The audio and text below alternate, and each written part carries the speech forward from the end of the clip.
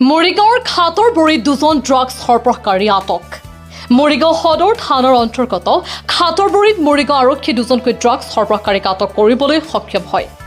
মৰিগাঁও আৰক্ষীৰ চোৰাংচোৱা এক গোপন সূত্ৰৰ পম খেদি অভিযান চলাই দুখনকৈ চাবোনৰ বাকচ ভৰ্তি ড্ৰাগছসহ দুজনক কৰায়ত্ব কৰিবলৈ সক্ষম হয়।